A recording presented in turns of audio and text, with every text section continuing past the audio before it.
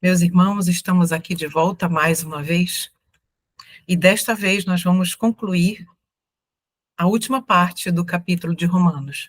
Vocês conseguiram, com certeza, perceber que o conteúdo contido nesse capítulo 5 é imenso, imenso, imenso, imenso.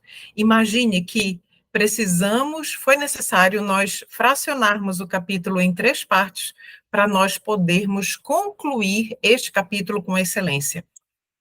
Lembrando que este aqui é um estudo bíblico, e nós não temos aqui, digamos que, pressa para concluir, senão de compreender realmente quais são as mensagens que o Senhor Deus tem aqui reservado para nós, neste livro da Bíblia, e que tem implicações diretas na nossa salvação, nas escolhas e decisões que vamos fazer no momento em que estamos fazendo esse estudo e daqui para diante. Assim como os conteúdos que nós estudamos aqui também vão nos ajudar a olhar para trás, quem nós éramos, que atitudes nós vínhamos tendo, de modo a nós nos conhecermos melhor, entendermos melhor quem nós somos em termos espirituais e podermos decidir mudar. A decisão de mudar, ela é minha e ela é sua. A decisão de mudar envolve reconhecimento do estado em que nós estamos e aonde o Senhor Deus deseja nos levar. E esse reconhecimento, ele é essencial. Por quê? Porque sem este reconhecimento, nós não sentiremos a necessidade de uma mudança real, movida pelo Espírito Santo, motivada pelo amor a Cristo, motivada pelo sincero desejo de nós estarmos realmente vivendo a vida de Cristo. Então, agora nós vamos finalizar o capítulo 5 com a lei e a graça. Eu convido os meus irmãos a nós orarmos agora. Assentados como estamos, vamos curvar as cabeças para nós orarmos ao Senhor? Oremos. Senhor, nosso Deus e Pai, estamos aqui reunidos mais uma vez. Somos um pequeno povo, apenas um punhadinho de gente, Pai. Mas estamos aqui felizes por adorar o Senhor, por essas mensagens maravilhosas que o Senhor tem deixado para nós, como a tua revelação viva, como o pão vivo que o Senhor revelou aqui para nós, para nos alimentar, para suster a nossa alma e para nos conduzir nesta terra. Hoje, mais uma vez, vamos estudar assuntos que envolvem salvação ou perdição. E queremos, Senhor, estar entre aqueles que já estão selados e preparados, separados para o celeiro celestial. Obrigado por estar aqui conosco e te pedimos a tua bênção, a unção do Espírito Santo derramado em profusão sobre cada um de nós, não somente nós que estamos aqui presencialmente, mas também por todos aqueles que vierem a assistir este estudo, acompanhar este estudo posteriormente. Obrigada, Senhor. Em nome de Jesus, te rogamos agradecidos. Amém. Então, meus irmãos, finalizamos no estudo passado, no verso 10, mas para fins de compreensão, vamos retomar a partir do verso 10 e vamos avançar. Então, abra sua Bíblia, por gentileza, em Romanos, capítulo 5, verso 10, que diz assim: pois se quando ainda éramos inimigos de Deus, nosso relacionamento com ele foi restaurado pela morte de seu filho, a morte de Cristo restaurou o nosso relacionamento com o Senhor, agora que já estamos reconciliados após a morte de Cristo, aí vem a palavra maravilhosa, certamente seremos salvos por sua vida. E o verso 11 continua: agora, portanto, podemos nos alegrar em Deus, com quem fomos reconciliados por meio de nosso Senhor Jesus Cristo. Vamos ver o comentário que o pastor Wagner faz em Estudos em Romanos, página 56, a respeito desses versos. Ele diz o seguinte: quando os homens têm uma certeza bem fundamentada, estamos falando aqui de salvação, de que são salvos pela vida de Jesus Cristo, Quando homens percebem que é assim, até que se torna parte do seu próprio ser, eles se regozijarão em Deus por meio de Jesus Cristo, seu Senhor. Não pode haver nada além de alegria no coração de uma pessoa quando ela sabe que é salva pela vida de Cristo. Esse é o segredo de se alegrar na tribulação. Queridos, eu tenho certeza que vocês têm passado por tribulações, porque eu tenho passado. Porque o Senhor Jesus, antes de voltar aos céus, ele disse que seria assim, que nós passaríamos por tribulações. Mas ele disse também para que nós tivéssemos bom ânimo.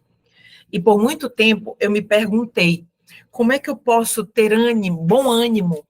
Como é que eu posso me alegrar na tribulação? O Senhor não diz que nós não teremos angústias, preocupações. Ele não disse em momento nenhum, porque até mesmo o Senhor Jesus Cristo se angustiou quando esteve aqui, ele teve preocupações, mas isso não quer dizer que ele não tinha fé, muito pelo contrário, a fé de Cristo era inabalável. A mesma coisa somos nós. Às vezes, o inimigo, ele provoca situações no nosso entorno que nos levam a um grande sofrimento, mas isso não quer dizer que nós não tenhamos fé. Ali, naquele momento de tribulação e de angústia, de dor e sofrimento, a gente pode olhar para um lado e para o outro, e às vezes nenhum ser humano é capaz de nos aliviar, nos trazer um bálsamo, nos trazer contentamento, conforto. Mas perceba bem, analise você, porque eu sei que você é assim, eu também sou. Quando você passa um tempo e a gente começa meio que colocar os pensamentos no lugar, nós começamos a lembrar do que Deus nos falou por meio da sua revelação na Bíblia. Conseguimos lembrar das suas promessas, de que ele disse que nos daria força e poder para suportarmos cada tentação e superar cada tentação, como diz lá em 1 Coríntios 10, 13. Né? E o Senhor disse que estaria conosco até os últimos dias, até a consumação dos séculos. Quando a gente lembra disso, e a gente toma posse dessas promessas, crendo que elas são reais e que Jesus não mente, se ele disse é porque é real e é verdade, e a gente toma posse dessa realidade para nós, muito embora nós estejamos passando por sofrimentos, por angústias, mas o nosso coração se enche da certeza de que isso vai passar e o Senhor vai dar a vitória, conforme o querer dele e não conforme o nosso querer. Será conforme o nosso querer, se o nosso querer estiver em harmonia com o querer dele. A dor, ela pode demorar a passar, mas ela passa. Ela vai passar. Então, o Senhor está dizendo que uma vida que sabe que é salva pela vida de Cristo, que o Senhor Jesus fez esse sacrifício por mim e por você, quando nós sabemos disso, aí sim, se ele fez isso pela Cleuma, se fez isso por você, tão pecadores como nós somos, então o que mais existe que pode me tirar a paz? Nada mais. Mas o Senhor compreende a nossa limitação. E nós podemos nos alegrar nessa certeza, mesmo que estejamos passando por grande tribulação. É o que diz aqui o comentário, né? Vamos ver o que a serva do Senhor tem a nos dizer também a respeito dos versos 10 e 11 do capítulo 5 de Romanos. Aqui está a meditação matinal para conhecê-lo, página 276. Diz assim: temos de aprender a chegar a Deus em toda e qualquer emergência. Como quem? Como uma criança se chega a seus pais. Não vades a outras pessoas com vossas provas e tentações. Deus unicamente pode ajudar-vos. Se cumprirdes as condições das promessas de Deus, estas se vos cumprirão. Então, olha só, queridos, vamos parar bem aqui. O que é que o Senhor está nos dizendo? que se eu e você, se nós cumprirmos as condições das promessas de Deus, estas promessas se cumprirão na nossa vida. Então, não existe, as promessas do Senhor Deus, elas não são incondicionais. Se assim fora, o povo de Israel permaneceria como povo escolhido até hoje, só que eles falharam no seu depósito. Eles falharam, eles foram infiéis à confiança que Deus depositou sobre eles. E resultado, o Senhor Deus precisou levantar os adventistas do sétimo dia. Da mesma forma, os adventistas do sétimo dia, como um povo sendo infiel, o Senhor Deus não os manterá como um povo peculiar, não os terá, perdão, como um povo peculiar e separado e escolhido. Por quê? Como é que eu tenho tanta certeza? Porque a história se repete. A história bíblica testifica disso. Então, as promessas de Deus, elas são condicionais. Então, tereis para a vossa vida uma âncora firme e segura, se eu e você cumprirmos as condições das promessas de Deus, para que elas se cumpram na nossa vida. Então, aqui uma outra informação importante que o Senhor Deus nos dá por meio da sua serva, que nós não temos que ir a outras pessoas com as nossas provas e tentações. Às vezes, é bem verdade que nós estamos tão angustiados que às vezes a gente sente necessidade de ouvir a voz de Jesus audível pela boca de um outro ser humano, a gente conhece e a gente sabe que nós podemos procurar um outro ser humano que tenha na sua vida os frutos da piedade, os frutos da bondade, da misericórdia, da discrição. Aí sim, mas isso são em casos muito extremos. Mas somos nós e Deus, meus irmãos. Somos nós e o Senhor Deus. Não precisamos ir a mais ninguém, né? Unicamente Deus pode nos ajudar. Unicamente. E Ele é todo suficiente, né? Então vamos avançar. Já lemos aqui o verso 11. Agora, portanto, podemos nos alegrar em Deus, com quem fomos reconciliados por meio de nosso Senhor Jesus Cristo. E a serva do Senhor nos diz mais aqui: a expiação de Cristo não é uma forma simples e eficaz de perdoar nossos pecados. É um remédio divino para a cura das transgressões e para a restauração da saúde espiritual. Olha só. Então, qual é o remédio divino para a cura das transgressões e para a restauração da saúde espiritual? O texto responde, vai lá para o início, a primeira frase. Então, o remédio divino para tudo isso, a cura das transgressões e a restauração da nossa saúde espiritual, é a expiação de Cristo. É a salvação que o Senhor Jesus Cristo nos proporciona. O texto continua. É o meio ordenado pelo céu, pelos quais a justiça de Cristo pode estar não somente sobre nós, mas também em nossos corações e em nosso caráter. Então, é por meio da expiação de Cristo, pelo que ele fez por nós, todo o processo da redenção, toda a história da redenção, tudo isso é o que Cristo, é a justiça de Cristo, é o que a justiça de Cristo proporciona a cada um de nós.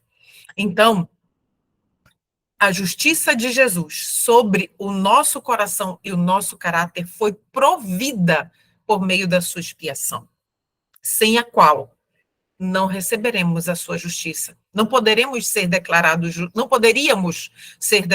justos em Jesus. Vamos ler agora o verso 12, que diz assim: quando Adão pecou, o pecado entrou no mundo e com ele a morte, que se estendeu a todos, porque todos pecaram. É um verso bem conhecido de cada um de nós, não é? Então, eu queria fazer uma pequena observação antes de nós começarmos. Do verso 12, passando pelo verso 13 até o verso 17, é como se Paulo pegasse esse final de Romanos e abrisse bem aqui um parênteses para dar uma explicação a respeito do pensamento que é introduzido agora, no verso 12, e que esse pensamento do verso 12 só vai se completar no verso 18. A primeira parte do verso 18 equivale à primeira parte do verso 12.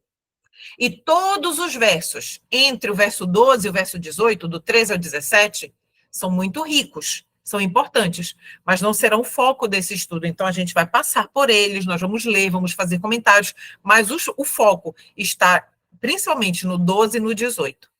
Vamos nos concentrar nos pontos, apenas nos pontos principais aqui desse capítulo. Então, vamos avançar. Então, retomando aqui no verso 12. Quando Adão pecou, o pecado entrou no mundo e com ele a morte, que se estendeu a todos, porque todos pecaram. Vamos entender melhor? Lá no livro Estudos em Romanos, e aqui eu faço novamente a indicação, o livro Estudos em Romanos é um livro riquíssimo. Nós não abordamos tudo aqui, só alguns pedacinhos. Para você ter uma compreensão mais profunda, o ideal é você ter o livro todo. Então, Romanos 5,12, comentário. Por que a morte passou para todos os homens? Porque todos pecaram. O próprio verso responde isso. Por um homem, o pecado entrou no mundo. Muitos vão parar neste ponto, olha só, e filosofar e questionar como isso poderia ser e tentar descobrir por si mesmos o que há de justo nisso. Não sei se vocês já perguntaram, já ouviram alguém perguntar. Mas por que que é justo? Se foi Adão que pecou, não fui eu. A escolha foi de Adão. Como é que eu tenho, por que que eu tenho que sofrer as consequências da escolha de Adão? Não é?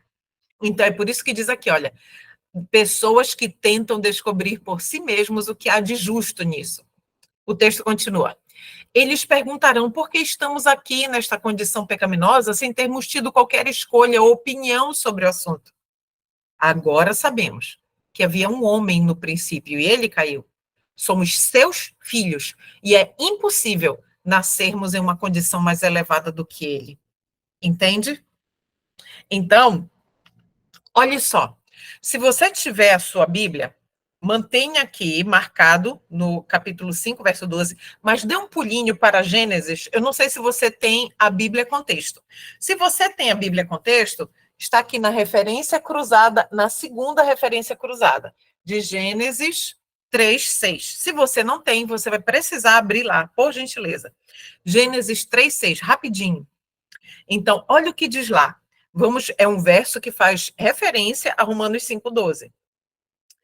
A mulher viu, olhe lá, viu que a árvore era linda e seu fruto parecia delicioso. Ela parou, pousou o seu olhar ali.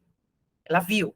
Depois, olha o que diz aí. Desejou a sabedoria que esse fruto lhe daria. Entende?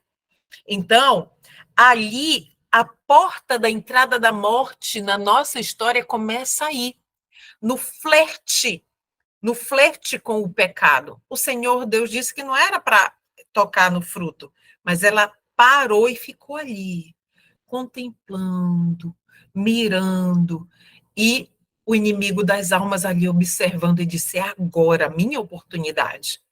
Então, somos filhos. Quando nós permitimos que esse mesmo comportamento se repita na nossa vida, quer seja com alguns vídeos que estamos contemplando no celular, nas mídias sociais, não é? É o tempo que nós dedicamos a determinadas atividades que não agradam a Deus. Então, tudo isso é uma reprodução do comportamento de Eva ali diante da árvore do conhecimento do bem e do mal. Mas o que mais o Senhor Deus tem para nos dizer? Então, com relação aos versos 12, 13 e 14, vamos meditar bastante a respeito disso, que isso responde àquele questionamento que muitas pessoas fazem para nós, dizendo: eu não estava no Éden, eu não escolhi pecar, foi Adão. Por que eu tenho que pagar o preço do erro de Adão? Né? Então, vamos lá. Primeiro, olha o item 1. A obediência de Adão era representativa para toda a humanidade. Adão nos representava. Adão era o pai de toda a humanidade. O governo da terra foi dado nas mãos de Adão. Entende? Vamos para o item 2. O primeiro Adão tocou todos nós. Ele representava todos nós. Quando ele se afastou de Deus, isso também nos incluiu. Terceiro ponto. A obediência de Jesus Cristo também é representativa para nós. Olhe lá. Nós temos aqui a desobediência que foi representativa, mas o segundo Adão, quando vem, a sua obediência também é representativa para nós. E o item 4. Se Jesus tivesse pecado, ele estaria ratificando a transgressão de Adão no Éden. Então, nós precisamos pensar nisso tudo, que quando nós entendemos este passo a passo, este raciocínio de representatividade de Adão para mim e para você, essa pergunta que muitas pessoas fazem, né? Ele pecou e não eu, ele escolheu, eu não tenho nenhuma relação com isso, cai por terra. Por quê? Porque sim, se Adão não tivesse pecado, o crescer e multiplicar aconteceria e não haveria pecado na terra. Por quê? Porque o nosso pai, a descendência do nosso pai, de Adão, ela seria uma descendência imaculada. Mas nós somos a descendência espiritual de Cristo quando nós o escolhemos como único e suficiente Salvador. E se não fosse isso, estaríamos eternamente perdidos. Alguns se excluirão da vida, acompanhe o texto aí. Alguns se excluirão da vida eterna porque não conseguem entender isso com exatidão e ver o que há de justo nisso. Existe justiça nisso. A mente finita do homem não pode fazer isso, então é melhor para ele, para o homem, deixar isso em paz e se dedicar a buscar a salvação oferecida. Entende? Aqui é o comentário de Wegener, em Estudos em Romanos, página 60.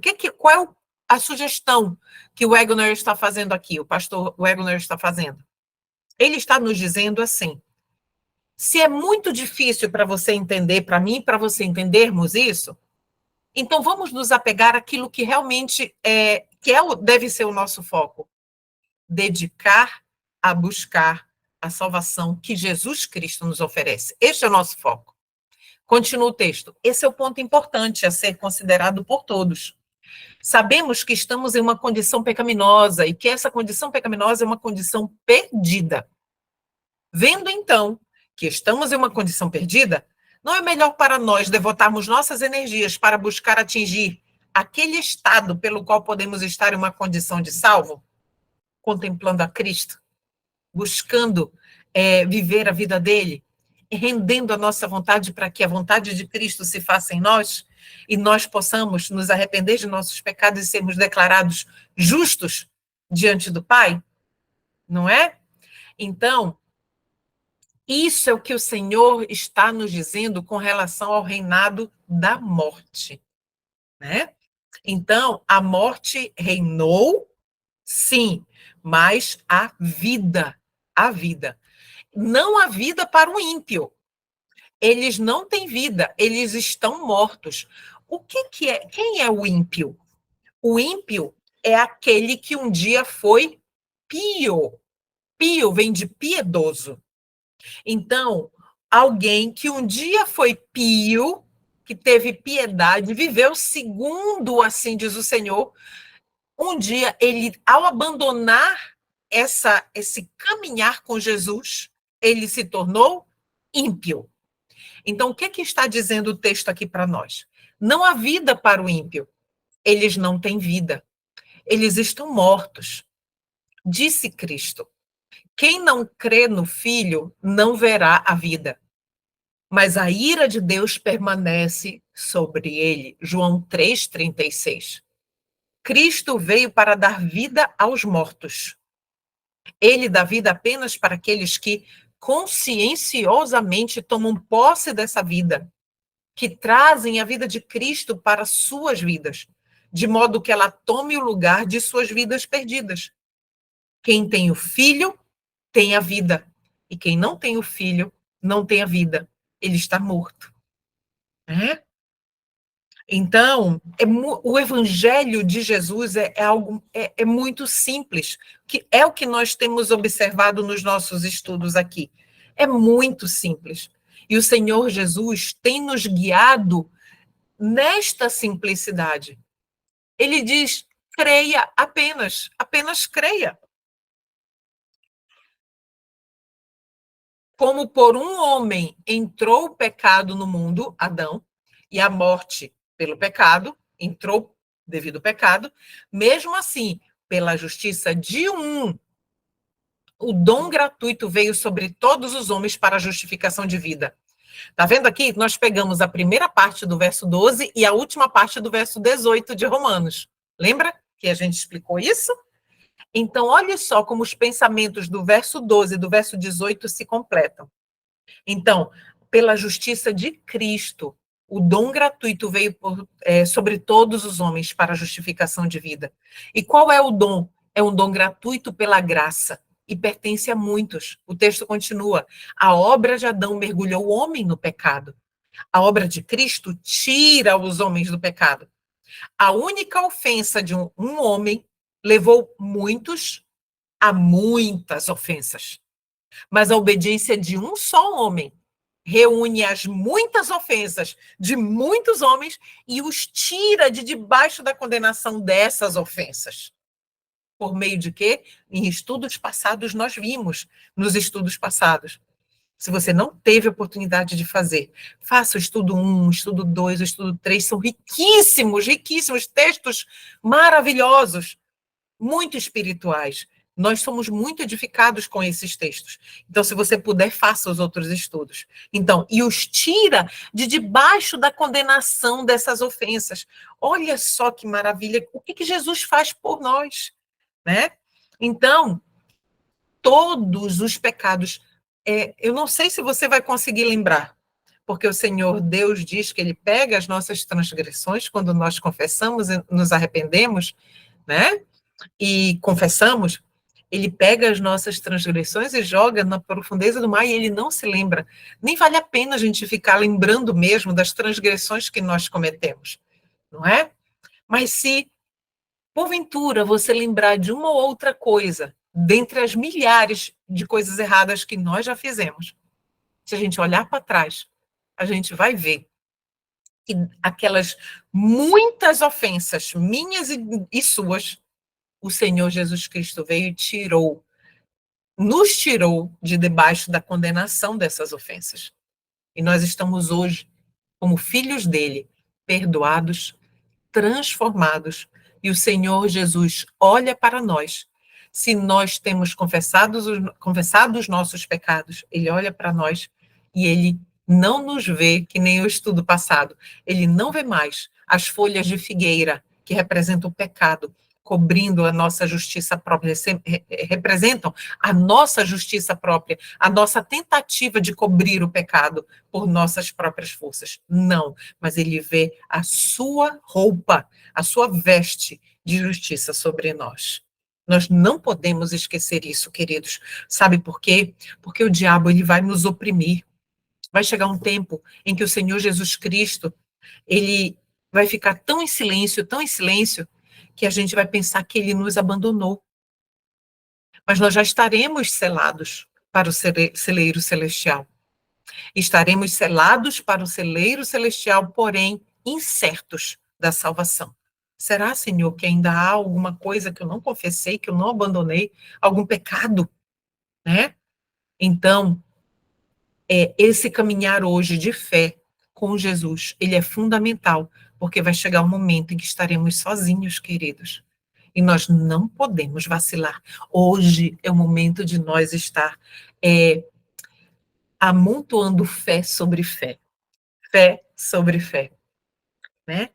Para que no momento da prova nós sejamos aprovados.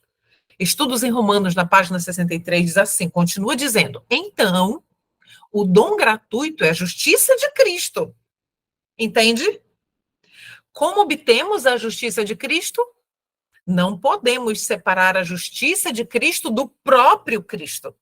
Portanto, para que os homens recebam a justiça de Cristo, eles, os homens, devem ter a vida de Cristo. Percebe a coerência com os estudos anteriores que nós já fizemos? Portanto, o dom gratuito vem sobre todos os homens, que são justificados pela vida de Jesus. A justificação é vida, é a vida de Jesus Cristo. Essa é a justiça, é a justificação pela fé. É sermos declarados justos por vivermos a vida de Jesus Cristo. Antes de nós irmos para Romanos 5,19, lembra que nós precisamos dar um salto de Romanos 12 até 18 para nós fecharmos o pensamento? Agora nós vamos ler rapidamente o verso 13, 14, 15, 16 e 17, só para nós finalizar com 18. Vamos lá, acompanhe no verso 13, diz assim: é fato que as pessoas pecaram antes que a lei fosse concedida, mas porque ela não existia, seus pecados não foram levados em conta, né? Então, a lei, o que a lei faz? A lei, ela nos mostra, ela nos condena, ela mostra a nossa condenação, ela nos revela o nosso pecado. É isso que a lei faz comigo e com você, como um espelho. Cleuma, está aqui, esses são os teus defeitos. Olhe aqui, olhe para mim. Aqui está o seu defeito, aqui está o seu defeito, aqui está o seu defeito. É isso que a lei faz comigo. A lei não me salva. A lei não me perdoa, ela apenas me condena ao me mostrar os meus defeitos.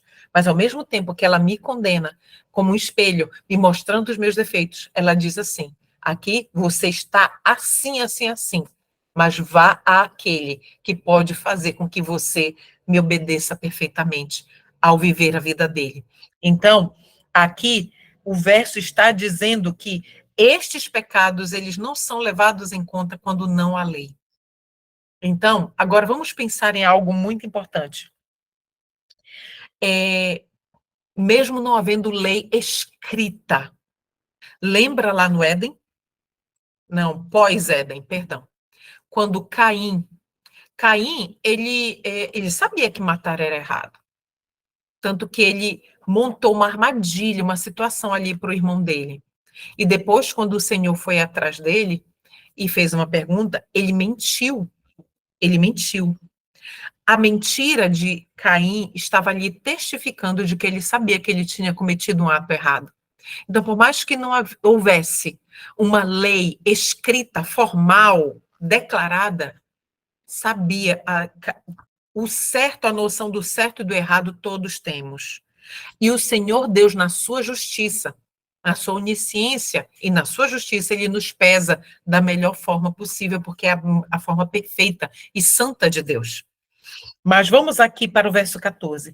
Mesmo assim, do tempo de Adão até o de Moisés, todos morreram, incluindo os que não desobedeceram a uma ordem explícita de Deus, como Adão desobedeceu. Na verdade, Adão é um símbolo, uma representação daquele que ainda haveria de vir. E nós já estudamos aqui sobre a representatividade de Adão. Vamos avançar para o verso 15. Mas há uma grande diferença entre o pecado de Adão e o dom gratuito, ou a dádiva de Deus. Pois o pecado de um único homem trouxe morte para muitos. Ainda maior, porém, é a graça de Deus e sua dádiva que veio sobre muitos por meio de um único homem, Jesus Cristo. Já lemos a esse respeito. Verso 16. E o resultado da dádiva de Deus é bem diferente do resultado do pecado de um único homem. Pois enquanto o pecado de Adão levou à condenação, olha só, a dádiva de Deus nos possibilita ser declarados justos diante dele, apesar dos nossos muitos pecados. Entende? Foi isso que Jesus fez por nós. Jesus nos possibilitou sermos declarados justos diante dele, de Deus, apesar dos nossos muitos pecados. Por quê? Olha como a palavra de Deus, ela se complementa. Se cairmos, temos advogado junto ao Pai, enquanto houver graça. Nós não podemos esquecer isso. Temos um advogado junto ao Pai. o inimigo das almas, o inimigo de Cristo, o nosso inimigo, ele vai tentar nos fazer esquecer disso quando nós cairmos, se nós cairmos, não é? Não podemos nos esquecer. Então, verso 17, a morte reinou sobre muitos por meio do pecado de um único homem. Ainda maior, porém, é a graça de Deus e sua dádiva de justiça. E todos que a recebem reinarão em vida por meio de um único homem, Jesus Cristo. Conseguem perceber que todos esses versos, entre o 12 e o 18, eles estão dizendo a mesma coisa, mas de forma diferente? Por isso que nós demos aquele salto do 12, da primeira parte do 12, e complementamos com a última parte do 18, e vamos fechar agora com o verso 18 completo. É verdade que um só pecado de Adão trouxe condenação a todos. Esse é o pensamento que tem se desenvolvido aqui no capítulo, nesses últimos versos. Agora vem o mais. Mas um só ato de justiça de Cristo removeu a culpa e trouxe vida a todos. A expiação de Jesus. E agora a gente vai para o verso 19, que nos diz assim: por causa da desobediência a Deus de uma só pessoa, muitos se tornaram pecadores. Mas por causa da obediência de uma só pessoa a Deus, muitos serão declarados justos. Então, vamos ver o que o Senhor Deus, o que o comentário do livro Estudos em Romanos tem a nos dizer. O apóstolo contrasta a desobediência de Adão e a plena e completa obediência de Cristo. É o que nós estamos vendo aqui agora, até o verso 19. Pense no que a obediência de Cristo significa para nós. Significa que, na força de Jesus, também podemos obedecer. Cristo era um ser humano. Ele serviu ao Pai Celestial com toda a força de sua natureza humana. Ele tem duas naturezas ao mesmo tempo, humana e divina. É Deus e homem. Cristo veio a este mundo para nos mostrar o que Deus pode fazer e o que nós podemos fazer em cooperação com Deus. Jesus foi ao deserto em sua natureza humana para ser tentado pelo inimigo. Ele sabe o que é ter fome e sede. Conhece as debilidades e enfermidades da carne. Foi tentado em todas as coisas como nós somos tentados. Nosso Salvador pagou por nosso resgate. Ninguém precisa ser escravizado por Satanás. Cristo está diante de nós como nosso divino exemplo, nosso onipotente ajudador. Fomos comprados por um preço incalculável. Quem pode mensurar a bondade e a misericórdia do amor redentor? Eu havia dito que era Estudos em Romanos, mas não, é a Serva do Senhor. Manuscrito 76 de 1903. Então, o Senhor Jesus conhece as debilidades e enfermidades da carne, ele vivenciou tudo o que nós vivenciamos, foi tentado de todas as formas. E ele, como nosso divino exemplo, nosso onipotente ajudador, ele nos comprou por um preço incalculável, que não é possível calcular, e que nós vamos passar a eternidade tentando compreender o sacrifício que Jesus fez por cada um de nós. Isso resolve a questão de se a justificação pela fé vem pela lei. O que está dizendo aqui em Romanos 5,19, né, que muitos serão declarados justos por meio de um só homem, resolve toda a questão da justificação. O texto continua. Pela obediência de Cristo, muitos são feitos justos ou obedientes. Justiça é obediência à lei. Isso é justiça, meus irmãos. E a obediência à lei, pelas próprias forças humanas, nós já estudamos que é impossível. Você já leu ou ouviu falar de algum ser humano que guardou a lei perfeitamente? Sim ou não? Já ouviu falar? O texto continua. Página 51 do Estudos Romanos. Nós estamos nessa página. Existe, sim, uma vida imaculada. Há um homem, o homem Cristo Jesus, que resistiu com êxito a todos os poderes do pecado quando estava aqui na Terra. Ele era a palavra feita carne. Deus em Cristo reconciliou o mundo consigo mesmo. Ele poderia estar diante do mundo e desafiar qualquer um a convencê-lo do pecado. Nenhuma astúcia foi encontrada em sua boca. Ele era santo, inofensivo, imaculado, separado dos pecadores e feito mais alto que os céus. E pela obediência de Jesus, muitos serão feitos justos. É exatamente isso que nós estamos lendo aqui no verso 19. Por causa da obediência dele, muitos serão declarados justos. Por quê? Porque ele foi a única vida imaculada que caminhou, a imaculada que caminhou aqui nesta terra. E a pergunta que eu deixo aqui para nós, para nossa reflexão é: como isso pode acontecer? Como é isso? Como é que isso acontece? Como é que isso ocorre? Como nós podemos compreender? Vamos entender. É a mesma pergunta que os judeus apresentaram a Cristo quando ele disse: olha só o que Cristo disse para eles em João 6,53. Se não comerdes a minha carne e beberdes o meu sangue, não tendes vida em vós. Lembram disso? Então vamos lá. Disseram em João 6,52, como pode este homem nos dar sua carne para comer? Lembram? Há muitos hoje que podem ser encontrados fazendo a mesma pergunta quando dizem: como posso ter a vida de Jesus? Ou como posso ter a sua justiça? Jesus poderia explicar a eles como ele poderia dar-lhes sua carne? Será que Jesus poderia fazer isso? Ele não poderia fazer isso, exceto pelas palavras que lhes disse. Elas são espírito e vida. Não foi isso que Jesus disse? Que as palavras de Deus são espírito e vida? As palavras de Cristo são espírito e vida? Então, irmãos, nós estamos sendo convidados aqui nestes versos da Bíblia e nestes comentários aqui do livro de estudos em Romanos a realmente crer no poder da palavra de Deus de realizar aquilo que ela está dizendo que ela realiza e que ela pode realizar. O texto continua. Se comermos a carne de Cristo e bebermos seu sangue, teremos a vida de Cristo. Se temos sua vida, temos então uma vida justa. Sua obediência atua em nós e isso nos torna justos. Vou pausar bem aqui.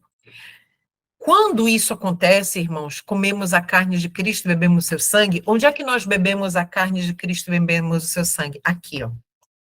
Aqui. Aí sim nós teremos a vida de Cristo. E aí sim teremos uma vida justa. Aí sim a obediência de Jesus vai atuar em nós. E isso sim vai nos tornar justos. Isso não deixa espaço para a declaração de que Cristo obedeceu por nós. Olha só, outros argumentos que existem por aí. Isso não deixa espaço para a declaração de que Cristo obedeceu por nós e que, portanto, podemos fazer o que quisermos. A sua justiça nos será imputada da mesma forma. Não, não. Sua obediência deve se manifestar em nós dia a dia. Não é nossa obediência, mas é a obediência de Cristo operando em nós. Por meio dessas promessas extremamente grandiosas e preciosas, introduzimos a vida divina em nós. Por meio de quê? Das promessas. Se eu não me engano, foi no estudo 4. No estudo 4, nós falamos sobre promessas e a relação das promessas das Sagradas Escrituras com relação à justiça, pela fé. Então, estude lá. E o texto continua. A vida que vivemos, então, é a vida do Filho de Deus. Ele morreu por nós e nos amou com um amor que não podemos compreender. A justiça que temos é dele. Obrigado a Deus por este dom inexplicável. Ele nos permite obter todos os benefícios dessa obediência, porque mostramos nosso desejo intenso de obediência. É por isso que ele a dá a nós. Ele nos habilita a obedecer como ele obedeceu. Estudos em Romanos, página 65. Vamos ler agora os versos 20 e 21? Acompanhe aí na sua Bíblia. A lei foi concedida para que todos percebessem a gravidade do pecado. Entendeu? Por que a lei foi dada? Para que não restasse dúvidas em nenhuma pessoa na face da terra sobre a gravidade do pecado. Mas, à medida que o pecado aumentou, a graça se tornou ainda maior. Só um momento. Portanto, assim como o pecado reinou, verso 21, sobre todos e os levou à morte, agora reina a graça, que nos declara justos diante de Deus e resulta na vida eterna por meio de Jesus Cristo, nosso Senhor. Então, onde abundou o pecado, superabundou a graça, em outras versões. Mas que graça é essa, meus irmãos? A graça perdoadora, a graça habilitadora, que nos habilita a ser vitoriosos sobre o pecado, a que perdoa, a graça perdoadora, que nos perdoa quando nós nos arrependemos e confessamos, a graça salvadora que nos foi oferecida ali na cruz. Agora eu pergunto aos meus irmãos, existe algum limite para a graça de Jesus Cristo para nós? Será que existe? Sim, existe limite. E onde está a limitação, limite para a graça de Jesus? Na minha vontade. Se eu não rendo a minha vontade, o Senhor Jesus Cristo não pode, a graça do Senhor Jesus Cristo não pode abundar. É impossível que ela seja abundante na minha vida. Porque para que ela seja abundante, eu preciso viver a vida de Jesus. Então vamos ler agora aqui este comentário que está na tela. A lei entrou em vigor na época em que foi proclamada no Sinai. Ela entrou em vigor para que a ofensa ou pecado pudesse abundar. Ou seja, para que ela ficasse evidente, o pecado ficasse evidente, perdão. Foi por isso que a lei entrou. Ela foi declarada de forma registrada, clara.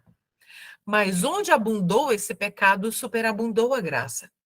Havia pecado no mundo antes que essa lei fosse proclamada no Sinai. Portanto, a lei já existia antes de ser proclamada no Sinai. Nós até já comentamos sobre isso. Quem tocasse, agora vamos entender todo esse processo que envolve a lei ser dada no Sinai. Quem tocasse no monte morreria. O que isso significa? Tudo isso pretendia mostrar o horror da lei. A lei foi dada dessa maneira para que o povo pudesse ver a maravilhosa majestade que ela tinha, porque a lei é o caráter de Deus, e que por meio dela nenhum homem poderia obter a vida. Era tão grande que nenhum homem poderia guardá-la. Tudo relacionado com a sua doação, a doação da lei, conspirou para mostrar ao homem que a única coisa que ele poderia obter da lei era a morte. Lembra? A lei mostra aqui, Cleuma, é assim que você é. Teu pecado, teu pecado, teu pecado, teu pecado. Entende? Morte. Foi tão grande, tão inexprimível grande, que eles nunca poderiam alcançar as alturas da lei. Ela foi dada dessa forma para mostrar ao povo que nela, na lei, só havia morte e condenação para eles. Está claro até aqui? Nós vamos ler bastante agora até nós concluirmos o estudo. Então, muita atenção. Então a lei não foi dada, olha a pergunta, então a lei não foi dada apenas para colocar desânimo no coração das pessoas? Vamos ver. Não. Volte a Abraão. Lembra? Estudamos no capítulo 4. Volte a Abraão e veremos o que mais foi ensinado pela promulgação da lei. Houve uma promessa a Abraão e a sua semente justa, de uma herança justa. Essa promessa foi feita a Abraão e a sua semente pelo próprio Deus. Deus havia prometido sua própria existência para que houvesse homens justos. Homens cuja justiça deve ser igual à justiça da lei. Mas aqui estava a lei em uma majestade tão terrível que não poderia haver justiça por meio da lei. Ela deveria ser o único padrão. Agora, vamos juntar dois fatores, vamos entender. Primeiro, a lei é tão santa em suas reivindicações que nenhum homem pode obter qualquer justiça por meio dela. Nós já sabemos, como foi mostrado na sua proclamação. Então, estava lá proclamando lá no Sinai, e o Senhor, ao mostrar, a apresentar a lei às pessoas, ele disse aqui é morte, não há vida na lei. Aí vem o segundo ponto. Mas Deus jurou que deveria haver homens que teriam toda a justiça que a lei exige. Portanto, a própria proclamação da lei serviu para mostrar ao povo que deveria haver e havia outra maneira de obter essa mesma justiça, que não era pelos próprios méritos, pelos próprios esforços. Tá bom? Vamos avançar. A condenação está na lei, mas a lei está em Cristo. E em Cristo está também a vida. Em Cristo obtemos a justiça da lei pela vida dele, não pela nossa vida, porque senão nós estaríamos condenados. A voz que declarou a lei do Sinai era a voz de Jesus, a voz daquele mesmo que tem esta justiça para conceder. Então, é somente, meus irmãos, em Cristo que nós podemos obter a justiça da lei, por meio da sua vida, vivendo a sua vida. A entrega dessa lei foi uma das mais elevadas manifestações de amor que poderia haver, porque pregava ao povo em tom mais forte que havia vida em Cristo, aquele que estava dando a lei.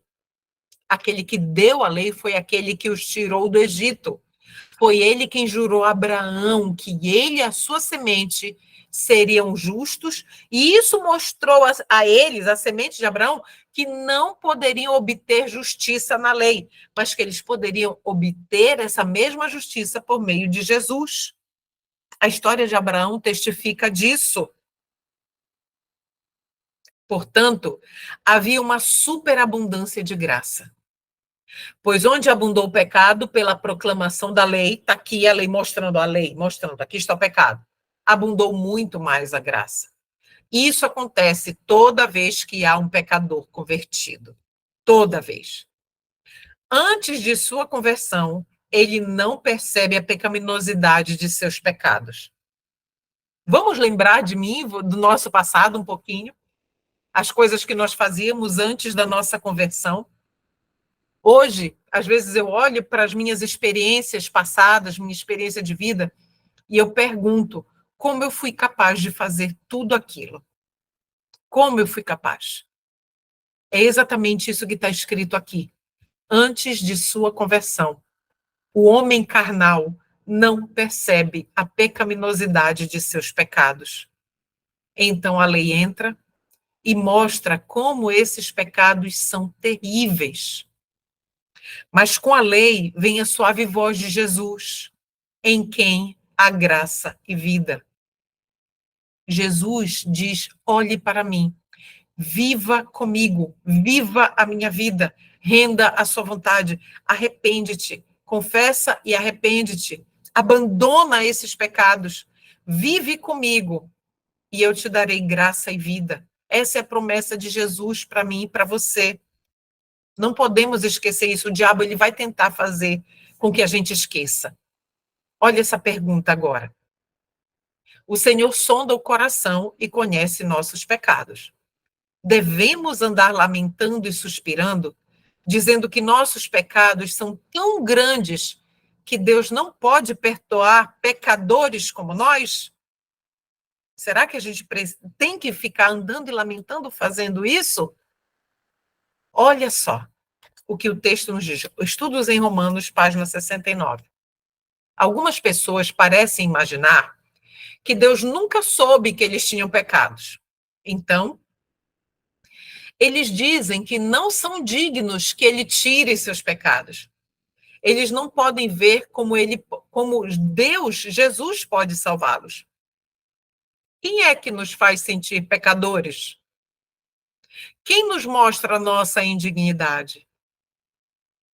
Como descobrimos que pecamos? É Deus quem nos mostra nossos pecados. Ele os conhecia o tempo todo.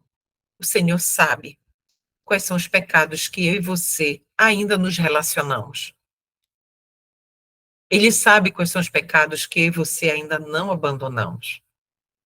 É Ele quem nos revela. Quando Deus fez o plano da salvação, Ele sabia o que estava fazendo. Ele conhecia o coração humano. Ele conhecia a profundidade da degradação em que a humanidade cairia, como nenhum homem jamais conheceu. Agora, por meio da sua lei, ele leva o conhecimento dos pecados aos nossos corações, e então esse pecado abunda na proporção que deveria. Antes era pequeno aos nossos olhos. Lembra, antes da nossa conversão? Não parecia tão grande assim. Mas agora ele nos faz ver como ele vê o pecado que nós cometemos e que nós nos relacionamos, que nós acariciamos ainda. Lembre-se de que é o Consolador que convence. Lembre-se de onde o pecado abunda em seu coração e em sua mente, aí a graça abunda muito mais. É a sua firme convicção disso que torna a graça eficaz em tirar o pecado.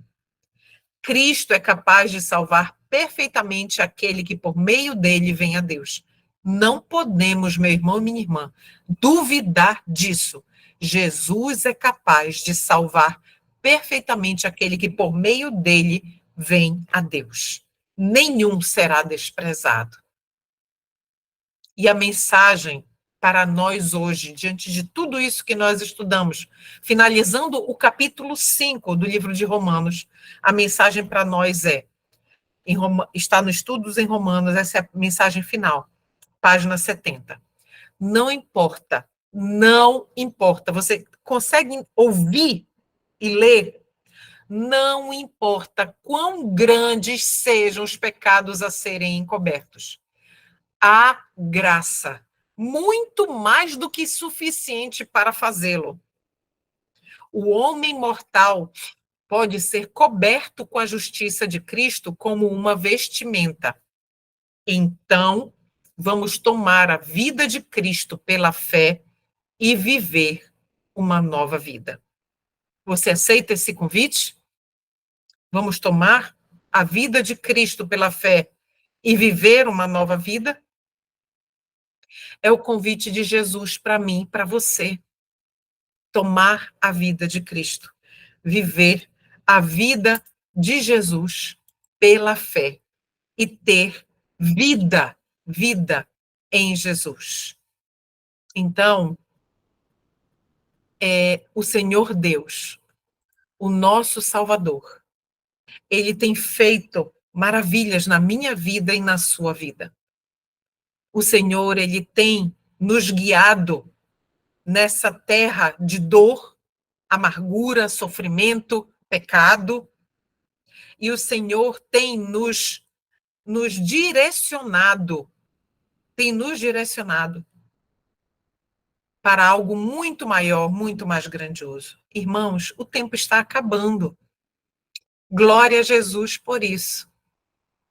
O tempo está acabando e nós precisamos nos render ao Mestre. É mais um dia, mais um convite que Jesus está fazendo, e ele nos faz o convite reafirmando, dizendo o seguinte: não se preocupe, não me deixe, esteja comigo, não desista, e nós estaremos juntos até o fim. Eu te cobrirei, eu te cobrirei. Que o Senhor Jesus nos ajude, nos abençoe e nos guarde. Vamos orar? Senhor nosso Deus, Pai querido, Pai de misericórdia, estamos na Tua presença mais uma vez agradecidos por esta mensagem de esperança que o Senhor deixou para nós.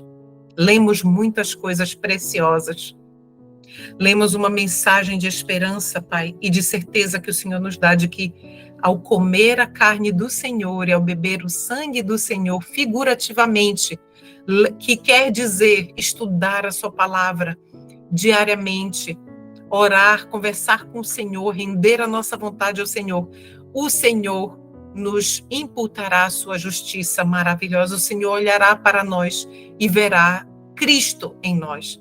Este é o nosso maior objetivo. Obrigada, Senhor, por tuas bênçãos. Em nome de Jesus Cristo, te rogamos agradecidos. Amém. Que Deus abençoe a todos. Um bom restante de domingo e até o estudo da semana que vem.